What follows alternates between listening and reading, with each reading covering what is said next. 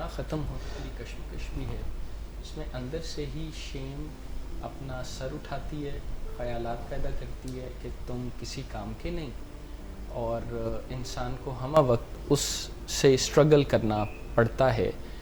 اور ان چیزوں کو غالباً سر یہ جو خود ملامتی یا اس طرح کی چیزیں ہیں دنیا میں یا شاعری میں یا لوگوں کے رویے میں جو پائی جاتی ہیں, اس سے بھی تو فروغ ملتا ہے, جس کے ذریعے یہ سمجھا جاتا ہے کہ جتنا ہم اپنے آپ کو شیم دیں گے یا سیلف ڈیپریکیشن کو پروموٹ کریں گے, اتنا ہی یہ شاید کوئی ہائر ویلیو ہے یا کچھ. کہ آپ کسی کی بھی تعریف کریں یا کسی کے کارنامے پہ اگر آپ واہ واہ کریں یا کسی کی کامیابی پہ آپ مبارک دیں تو وہ آسانی سے کہہ سکتا ہے کہ الحمدللہ, لیکن وہ کہتا ہے کہ نہیں یہ میرا نہیں, یہ میرے ماں باپ کی دعا ہے, میرے ٹیچرز کی, بس یہ اللہ کے فضل سے ہے, یہ اللہ کی طرف سے ہے, اللہ توفیق دیتا ہے.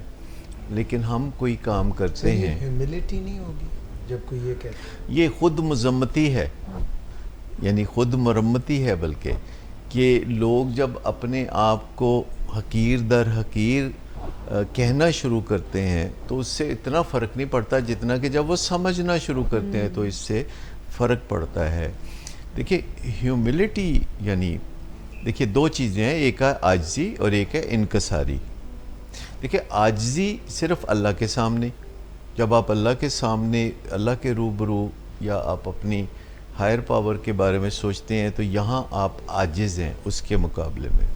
لیکن ایک چیز ہے انکساری, انکساری ہے اللہ کے بندوں کے سامنے جو کہ بالکل آپ جیسے ہیں.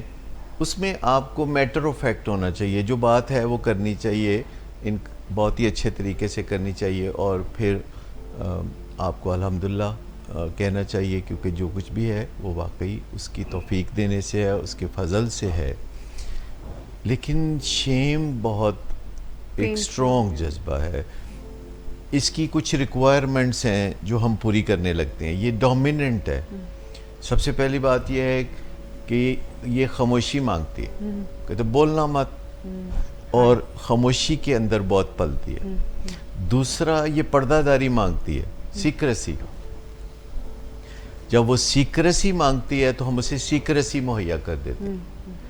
تیسری چیز ہے کہ شیم کہتی ہے کہ دیکھو کوئی نکتہ چینی نہ کرے, کوئی ججمنٹ نہ کرے, تو ہم کہتے ہیں کہ ہم ایسی سچویشن میں جائیں گے ہی نہیں, ہم دوسرے لوگوں کے سامنے یا زیادہ لوگوں کے سامنے یا بہت سارے جو ناظرین ہیں ان کے سامنے ہم نہیں جائیں گے, کیونکہ خطرہ جتنی تعداد بڑھتی جائے گی اتنا خطرہ بڑھتا رہے گا کہ کوئی نہ کوئی بولے گا اور ہم پر نکتہ چینی کرے گا. تو شیم جو حکم دیتی ہے ہم وہ بجا لاتے ہیں, اس سے شیم بڑھتی ہے. اگر شیم کو کم کرنا ہے تو جو شیم ہم سے چاہتی ہے تو ہم ڈیفائنس کریں, ہم تھوڑی بغاوت کریں. شیم اگر منع کرتی ہے تو ہم آگے بڑھیں.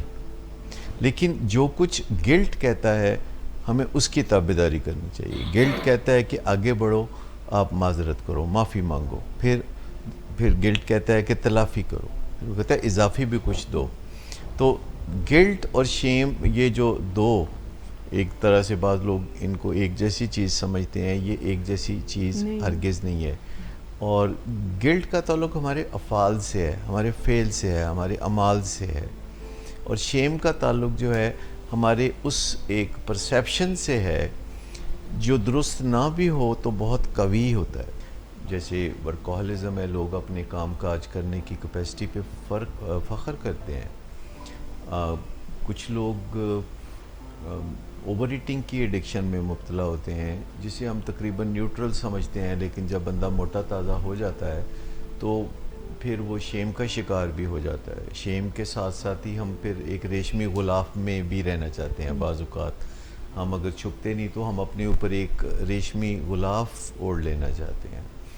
اسی طرح بدنام ایڈکشنز بھی ہیں, جیسے گیمبلنگ ہے یا شراب یا ہیروئن یا سگریٹ یا اس طرح کی چیزیں.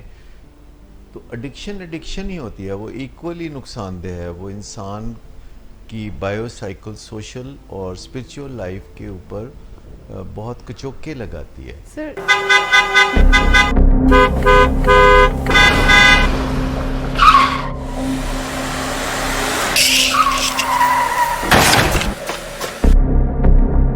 گھٹیا انسان, इतनी देर से गेट क्यों खोला?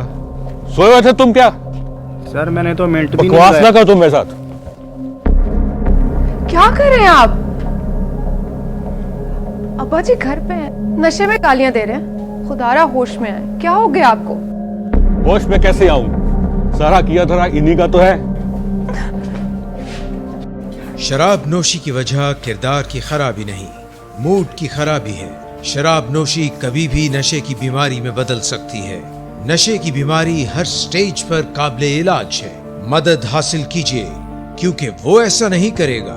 विलिंग वेज से मदद हासिल कीजिए, कहीं से भी मदद हासिल कीजिए, लेकिन फौरी मदद हासिल कीजिए।